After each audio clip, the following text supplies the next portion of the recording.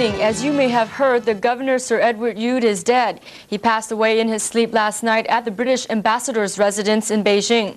Sir Edward was to have returned to Hong Kong earlier today from a trade promotion mission in the Chinese capital. Mimi Yeung reports. Early this morning, Sir Edward's private secretary, Richard Hall, tried to wake the governor up for the airport.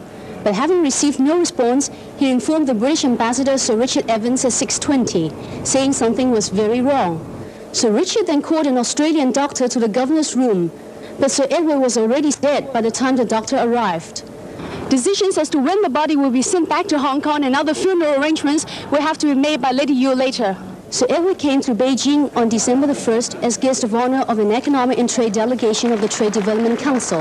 He had opened TDC's Beijing office and the Hong Kong product exhibition.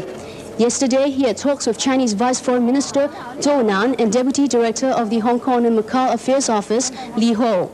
Sir Edward made his last public appearance in Del Yutai State Guest House yesterday, attending a dinner reception hosted by the Director of the Hong Kong and Macau Affairs Office, Ji Pengfei. For Newsfile, Mimi Yeung, TVB News, Beijing. Prime Minister Margaret Thatcher expressed her personal regret tonight over the untimely death of Sir Edward. In a message sent from 10 Downing Street, Mrs. Thatcher said she was deeply distressed to hear of Sir Edward's unexpected death. She describes Sir Edward as an outstanding civil servant who served Hong Kong to the end.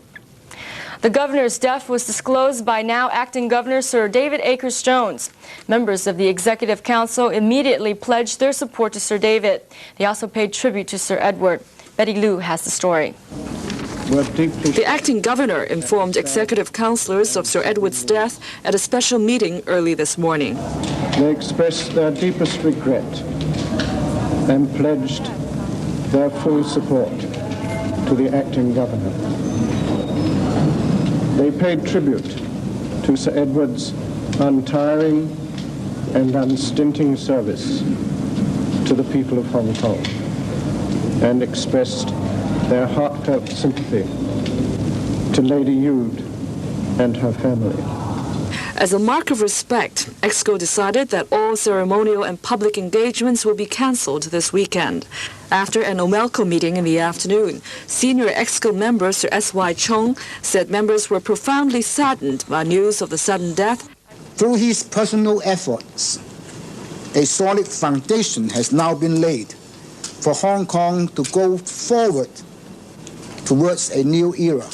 EXCO and LegCo members who attended the meeting had kind words for the late Sir Edward. Very careful, considerate, well-ordered person. Very good chairman of meetings. Well, life's not going to stop in Hong Kong, but of course everyone's going to be very saddened by the death of someone who's worked so hard for Hong Kong. Even though Sir Edward and myself had difference in opinion regarding certain issues, I certainly respect the way he handled things, and is such an efficient governor. I think Sir Edward is the greatest governor who have made the most contribution to the political stability and economic prosperity for Hong Kong in the whole history of the Hong Kong as a colony. What else can one say? Very sad. Newsfile, Betty Liu, TVB News. In other news, 3 Indian police officers are feared dead following a clash with a sword-waving Sikh mob in the capital of New Delhi. Eyewitnesses said a truck driven by a young man struck down the officers. Police opened fire during the clash, but it's not known whether any of the rioters were injured.